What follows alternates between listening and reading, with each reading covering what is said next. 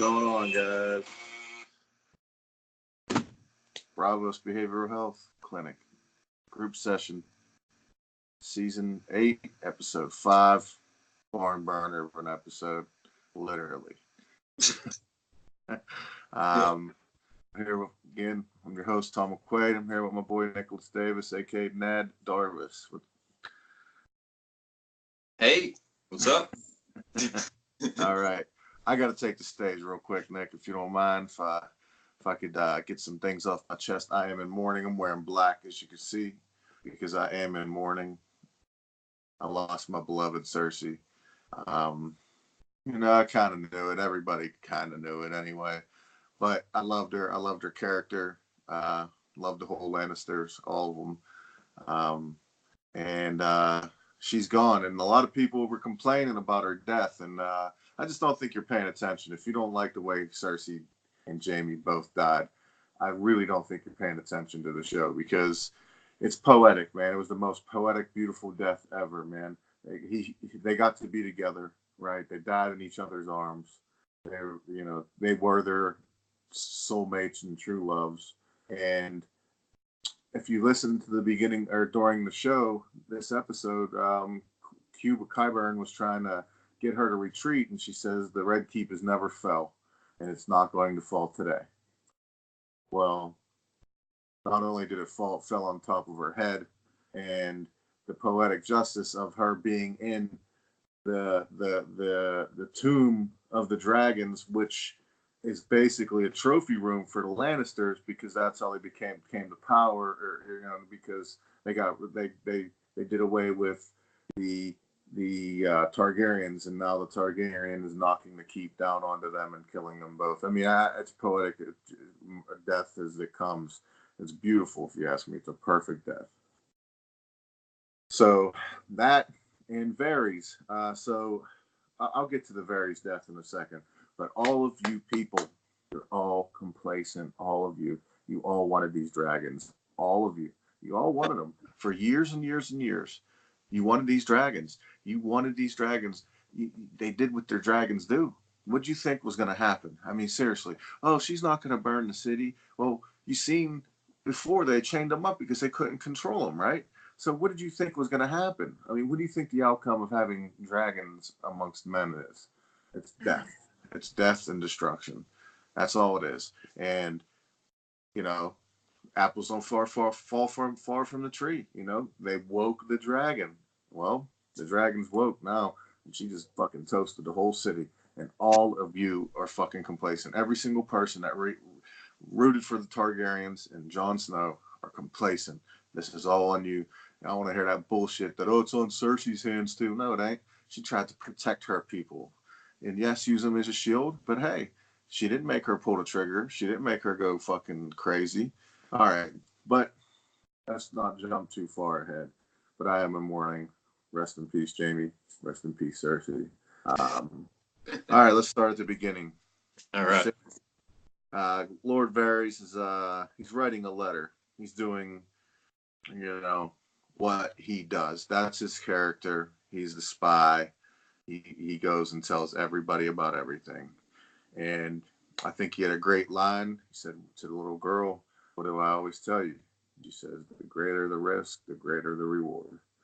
And I think that was a great opening scene. I really do. I think that was the perfect way to open it. Because he's doing this for the realm. He did this to try to save everybody. It was worth his life to do it. And that was his job. I mean, that's who he was the whole time. He was the master of secrets and master of whispers, and he was writing to his little birds all over the realm. And who knows who he was writing to? I'm curious to that part. Who was he writing to? Yeah, me too. So, and then it goes to Lord Varys pleading with Jon. Trying to get him, to take the throne, to take his, without him saying it so much, because he's seen what was coming. He's seen the destruction, Lord Varys seen it. And Jon refused it. Right. He said, no, she's my queen, as usual, just being the beta cuck motherfucker that he is. Yeah. Well, that's a common trait with heroes and stories you see a lot is the refusal of power. It kind of shows their virtue is what it's supposed to do, but he looked like a beta doing it. So, also in that first scene, you find out that Danny wasn't eating and she wasn't taking any visitors for a few days because it was a time jump. Um, it was several days that she hasn't ate or seen anybody. Um, and then the next scene after that is Ty.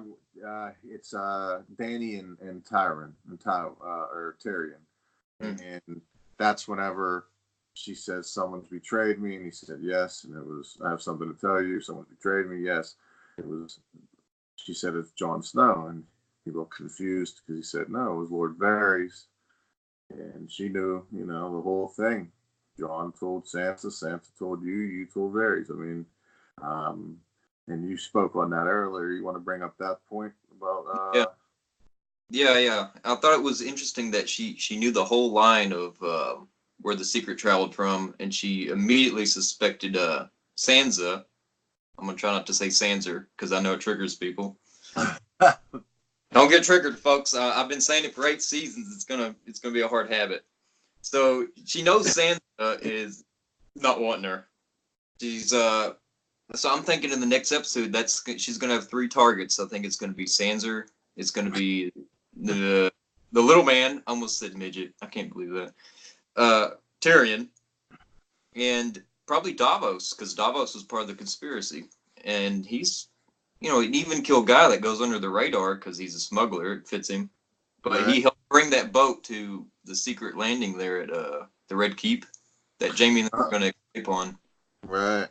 I think she's going to do a scorched earth kind of thing and get rid of all of them. Or try. Yeah, yeah. She's seen that Sansa played Tyrion, and like that's the tack that I think she'd been missing for so long that she didn't see the long game or the side games being played. And I think she does. And another thing I think she takes a step forward in this episode is her warfare attack, her game plan. I think she actually did what she was supposed to: attack from the rear, flank them. She was flying around them, not flying right into them. Oh yeah. All right, Well, but that's just something else I've seen that she changed. And that yeah, she's evolving amongst her. other things, there's some other changes for sure, but that was one of the early ones. Um, yeah, and then Danny looked terrible. You were talking about the meth chic. You called her. You Yeah. called her meth. It's a great line. She, you could see it's like a going mad foreshadowing. Oh, You go back and look at, rewatch the episode, you really see it. Um, well, and it's then, a reflection of the original Mad King, right? That Jamie slayed.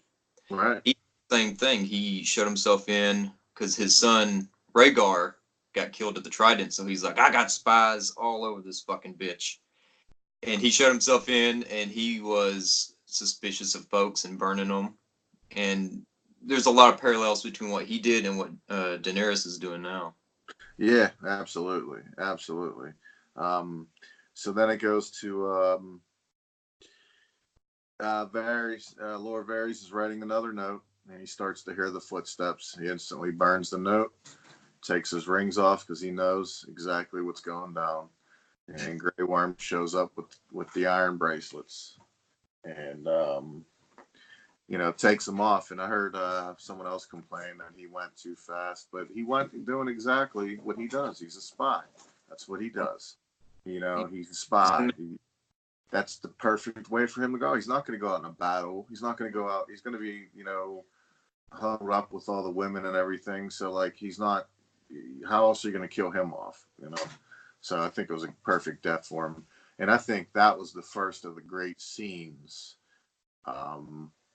in this show. I mean, whenever That dragon was scary looking, wasn't it? They just walked out like you didn't see the dragon. All you seen was the flames and the characters huddled around.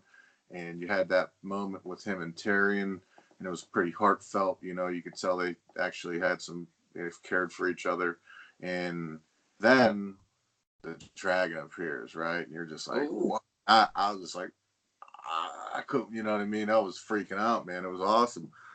And she doesn't behead people. He was a traitor. He burns them. That's the way he's got to go. I mean, I don't understand the problem. But again, he's doing exactly what she, you know what I mean? Well, Exactly what she does, you know? some things I want to talk about that scene a little bit here, if you don't mind. Yeah. It's not expressively mentioned, but from a cinematography viewpoint, I got the impression that dragon you could see it as like a metaphor for like the inner turmoil going on in Dany. It was like her rage. Like he shows up, it looks scarier than it normally does. Right. His fire later on is so goddamn powerful. He's like shooting mini nukes. Full grown. Yeah, full grown. I mean, yeah. And there was something with give me a moment to look real fast. It was something with Jon there. Jon had a really suspicious look on his face because you remember he was raised with Ned, and Ned always said that he who passes the Sinnis swings sword. Yeah. Ordering her like evil monster just to burn these people and kill them, and he seemed like he took notice of that in a negative way. Yeah, I think it was the first time he'd seen it though, because he didn't see the Tarleys. Yeah, Tarleys get it. He wasn't there for that, was he? No, he wasn't. He might have been. But I don't recall him being there. But I think that also might have been the first time he actually seen the dragon kill somebody up close. But he was definitely wary the entire show because of that type of stuff. Yeah. And so yeah, after that, man, I think it was perfect death, like I said. But it was just a fantastic scene. The way it all happened, I think it was one of the first great scenes of this episode. And let's see, it was all okay. I think Dany and Grey Worm, she gives him that her collar. I think it was a collar. What was that thing? Slave collar? Yeah, that's still a ways away. Okay. But like next is Dany tries to get Jon on board. You know what I mean? And she Oh, tries yeah. to seduce him. That next scene, it goes to them, and she's like, is that all I am to you? And he's like, yeah. And then she snaps, and she says, I think like one of the best lines of the entire episode or even series is, "Let it be fear." Then Yeah. all right, and let it be fear. Because she says she could do it with fear or she could do it with love. Jon didn't want her. I mean, that's right when you knew she was the Mad Queen activated right there, man. Switched it, right? Yeah. Switched over. Like, about that, I forgot what I was going to say. No, right. Keep going. All right. So then, and then Tyrion pleads to Dany and negotiates a ceasefire, and the name of this episode is called The Bells, and she agrees to call off the attack if the bells ring. And right. That's going to be like surrender, right? That was the signal that they were like giving up defense of the city. Yeah.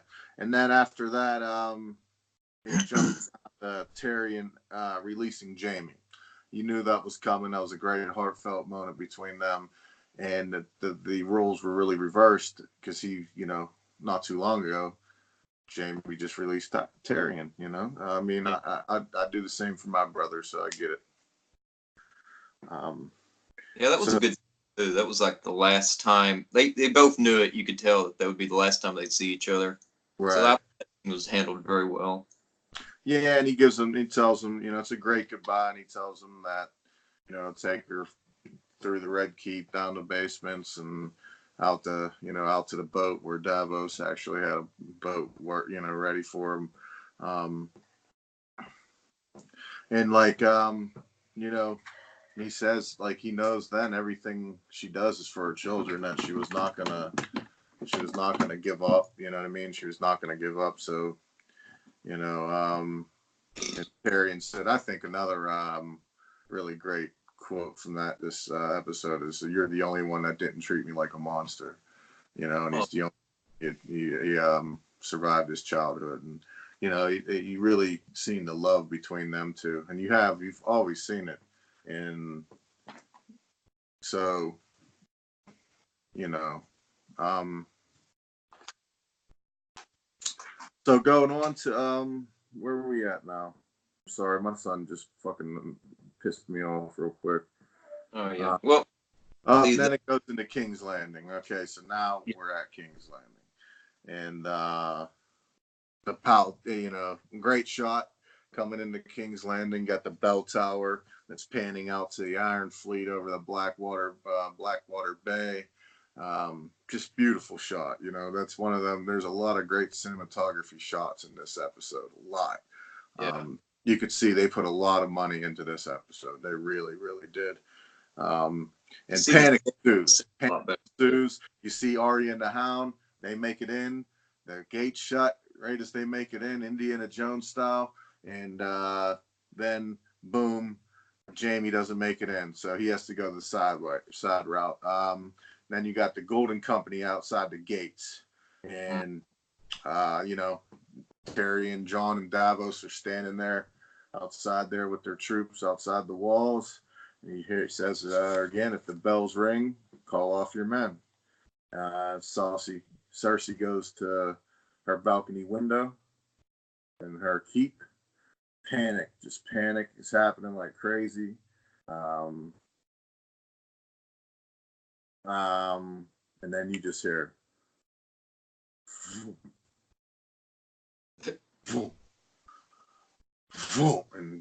and then it just all hell breaks loose. Cersei comes, she takes out the Iron Fleet.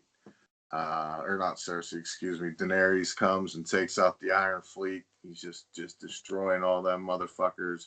Euron has to jump off the boat. I thought he was dead, but he wasn't. Extra spicy dressing. All those scorpions are destroyed, and she's just taking out defenses left and right. I mean, it was perfect aerial assault for that type of era. You know what I mean? It was perfectly done. I can't really she came a long way as a general. She's seen, you know, what their defenses were, you know, and she adapted. I have to give it to her. She adapted, you know. Yeah. The Iron Fleet was tactically not using any tactics for air defense. Like the first Marine unit I was assigned to, which was Mag 12. So we dealt with air defense and everything like that. And I know people online are going to be like, oh, you should have used curtain firing. I'm like, he's a pirate master, right? He's like a pirate king. Yeah, He didn't know about it. So it made a lot of sense, but it was, if you were a fan of Euron, it was very annoying. Yeah, well, I was because he was, you know, banging my girl, but you know, but then you know, so he takes out that, you know, you hear this rumble, rumble, rumble, and boom, fireball through the fucking wall, puts a whole hole in the wall, starts taking out the Golden fucking Company, just laying everybody, man. You know, and this is what all of you fans were waiting for. It is finally happening. This full-grown dragon is releasing hell on a city, and you all wanted it. You all wanted it, and you started to get it, and you liked it. You were enjoying it. You were loving it. I was too. I thought, you know, hey, I'm not gonna lie, I was too.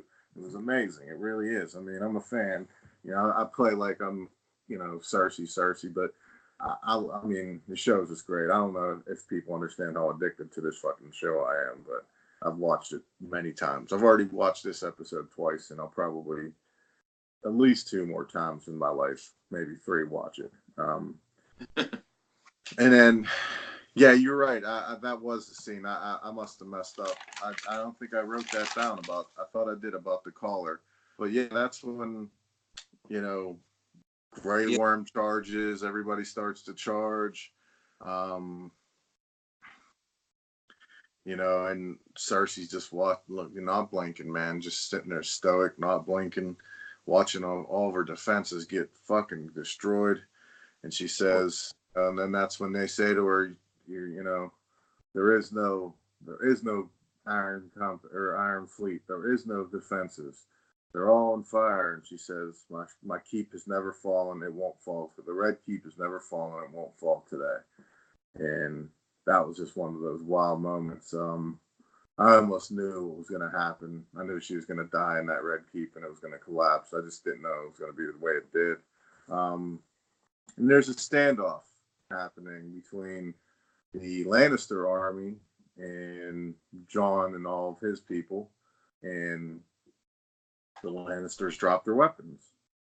They gave up the fight. The defense had fallen on them, so and this was one of those super tense moments in the show that, like, for me at least, like, oh my God, they're gonna do it. I was like, just drop them, boys. Just drop them, boys. Just drop them.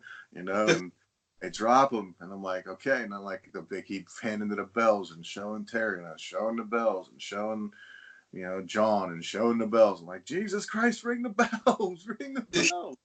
Danny's perched there, just waiting, looking.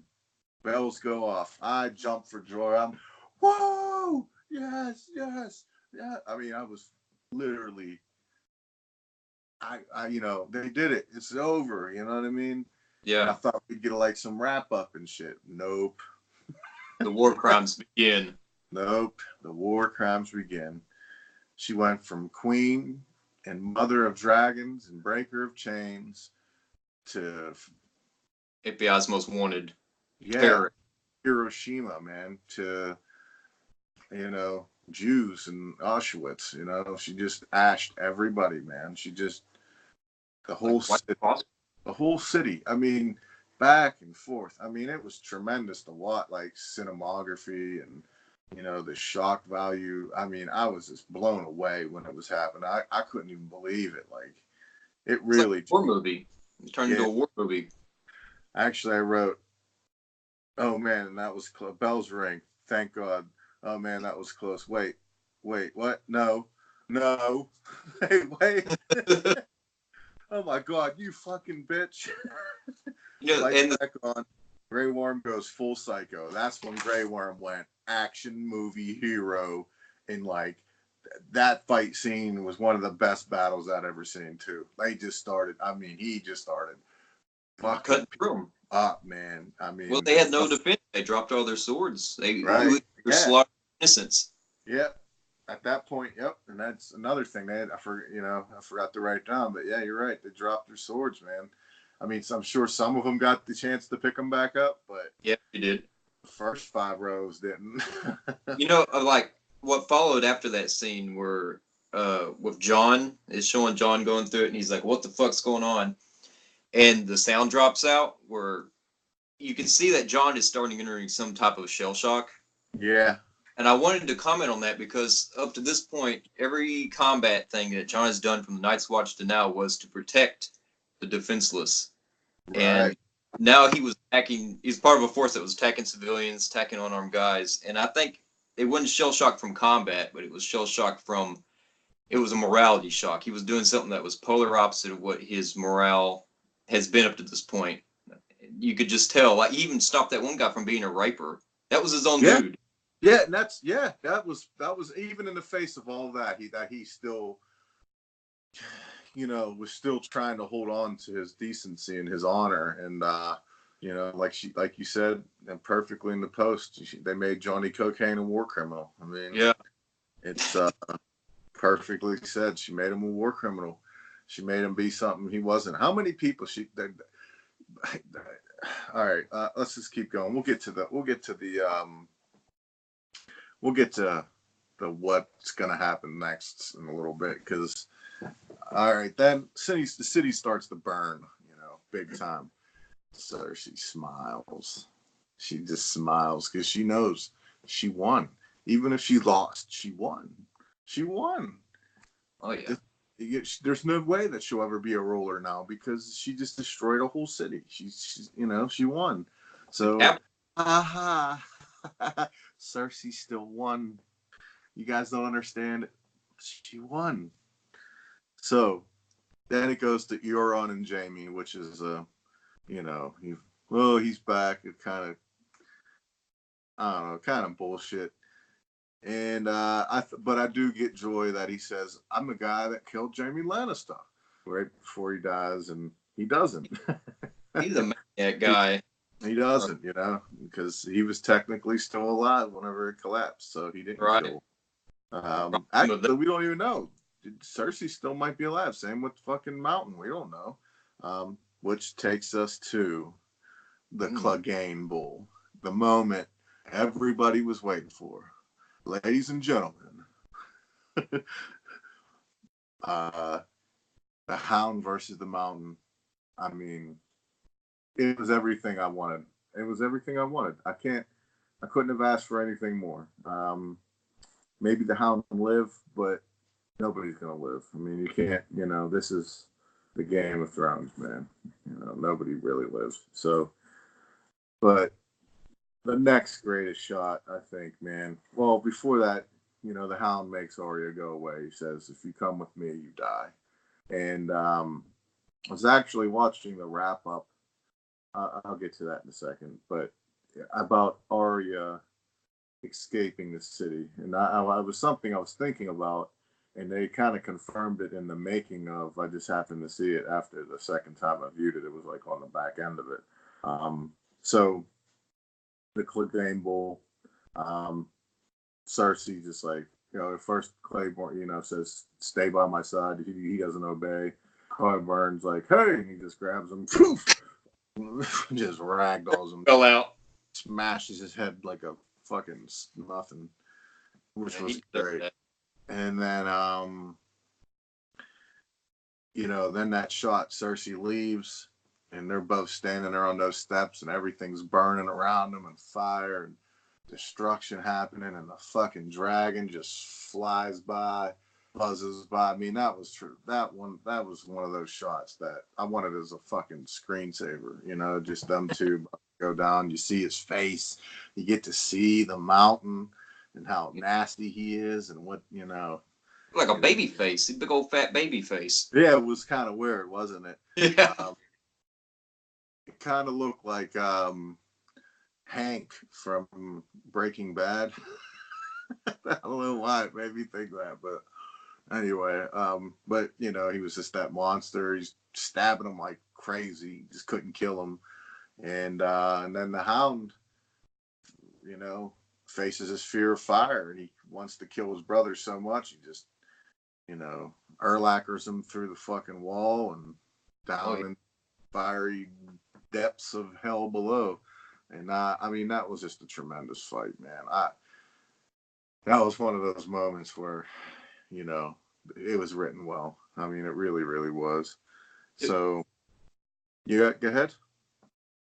Oh, yeah, about that fight. A little bit before it, I was wanting to say something about when he's turning back Arya, because I predicted this in a post saying that, yeah, they'll probably try to use her to assassinate Cersei, but she's going to get turned back the last minute. And that's what happened. But Arya calls him a Lysandel, which is Sandor, which was his name. This is his real name. And I thought that was really cool, because there's a concept out there of masks. Like, there's the mask you wear in public, and then there's who you really are. Okay. So I'm thinking, like, he's been known as the Hound. That's what everyone sees him as. That's what she saw him as. And then in that last moment, she was able to reconcile what the mask and what the man is. Right. So she see him for who he really was. And I like that they reconciled the Hound, two parts of the Hound, into one man, into Lysandel. And I think that's how he was able to. It made more sense, too, because he grabbed his brother. He's like, I can't defeat this guy through violence. I'm going to put him in the fire like he put me in the fire. Yeah. So there's a whole circular thing going on. I thought it was very, very nice and well written, poetic. And there's so much of that, man. There's so much of that in the series that if you pay attention, like, like that happening, like, Jaime and Cersei dying in King's Landing underneath the keep, and Varys getting caught doing espionage. I mean, there's so many circular it's just poetic. I mean, a lot of the scenes are that way, I mean, we've been, you're talking about spiraling earlier, and Yeah. um, You want so me to talk more about that, or should we? yeah, go ahead, talk about that spiraling. I thought that was Yeah, really spiraling is it's something that you see a lot in stories and things, because in real life, how things happen is it's random. There's no real meaning behind stuff in real life. But in stories, you want to have a concept, a theme, and to really make it like stand out, you want to emphasize it. So there's a technique called spiraling where you will have one concept and you will view it from different angles. So like one I was telling you about earlier was the fire in the city. So the fire means something different to Lysander and the mountain, right? That was like the end all be all. That was the cleansing flames that would right. stop his revenge. And the fire for the Dragon Queen is her rage. Because even in the episode before, Miss Cindy understood that. She's like, Dracarys, burn them. She knows that's what the dragon Right. is, burn. And she's immune to her own rage. She just goes out of control on her. And so you see that a lot here. That's why these things are so satisfying. Like the Jaime ending there with Cersei, they come full circle. They're finally back together, and it's just them and the world. Everything is falling away, literally falling away. Right. And so this whole episode's filled with that spiraling kind of mirroring imagery like that. Yeah, I thought it was just poetic, man. I think it's just so well written. Yeah, This whole series has just been, you know, 256 characters. I mean, it's just insane how much time and effort this guy has really put into his books. It's pretty cool. So Cersei finds Jaime. They make a run for it. we bet Arya in the streets now doing Yeah, her big. yeah. So that Cersei and Jaime die, and then Arya's scrambling, and so I was thinking like they had to do that with the main character escaping because like extras. So I was thinking like you have to have somebody for us to really care about it, and basically in the making, he says that they say you have to have somebody. There has to be emotion behind the scene, or it will just be another scene. Right. And you see her, see that like the baby, like the mother and child, or the father and child in arms that are burnt to a crisp, just ash like Pompeii, and and like just kids crying and everything. You see her, and you see her just you know get He up had and run her. with everything she has, and escaping the city, and not being able to breathe, and getting hit and trampled and smothered. And I mean, dude, that was some tension, man. It was some Yeah. tense moments there. But Um, with Arya there, because like you was saying, she's the main character, but she was showing vulnerability. She's showing fear, and that's something she hasn't been doing for a while. And that when you see that humanity in a character, you instantly become attached to them. So it made yeah, all that carnage around them more compelling in a way because you felt for the character. right. And she, and on top of that, she just killed the Ice King, so everybody's on her dick right now. So nobody Yeah. wants. So, um, uh, so yeah. After that, I mean, that's pretty much, you know what I mean. The end is the city burning there, and what else do you have? You have anything else? Um, I know she got on that at the end. She gets on the horse, Yeah, you think and that I was like Lord of the that Lightning, Lord of the Light stuff? Because like how the horse was white, there was like it was almost like glowing. You know what I mean? It was like uh, you I see thought any? it was Captain Strickland's horse, the commander of the Golden Army or Golden Company, because Yeah, on a white horse, and the bridle work looked the same, but that yeah, horse but pushed. think it was like the Lord of the Light caused it. That's my. Oh yeah, yeah, yeah. You know what I mean? Like I That don't was know. confusing for me too. I'm not quite sure what was that symbolizing.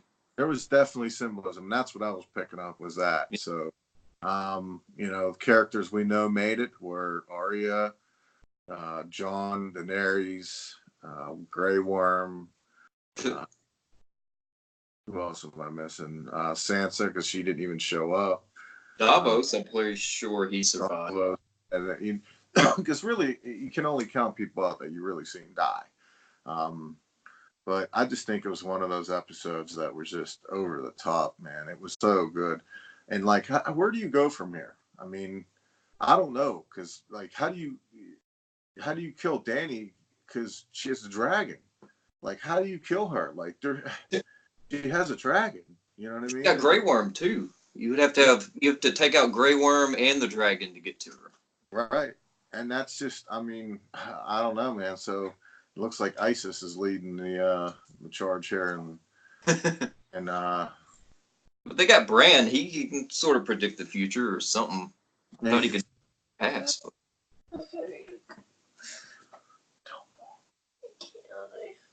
hold on. Okay. Sorry. So yeah. They're gonna have to do trickery to get rid of her. She's gonna have to. They're gonna have to do something sneaky, like I was saying in one of the posts. It would have to be like the midget or somebody that would become the Queen Slayer. You know what I'm saying? Yeah, but then again, she's probably gonna, kill him for a traitor. You know what I mean? He let Jamie go, so Yeah, that was his last straw too. She's like, if you know, whatever me again, I'm gonna kill you. Remember that? yeah. I mean, as far as I can say, man, I really don't know what's gonna happen. I just don't. I don't know what's gonna happen at this point. I mean, it's got to be John or Danny, though. I don't see it being anybody. Could be anybody else. Everybody's, I don't know. I can't see it being anybody else. How do you kill a dragon? So maybe John can kill her, or somebody kills her, and John will take the dragon because he's a Targaryen. But The man, dragon will listen to him or something. You know what I mean? He turns the yeah, dragon. fuck, That's I don't, man. that's her main weapon. Like she don't wear armor. She don't use swords. I just She'd can't rather- believe I have one episode left. This shit's crazy. I'm getting depressed. I don't see anybody sitting on the throne. There's too much. There's too much going on. I think they're all going to end up getting killed, and the people left are going to be like, "Fuck that shit. It's cursed." It kind of is, it seems, huh? Yeah. But all right, man. Well, that's episode 5, guys. Cersei is a terrorist, and she killed everybody, and that's who you support. And I hope you're happy, because I know, and I hope you're happy. All right, I'm Nick. Or I'm Tom. This is Nick. We're out. See ya.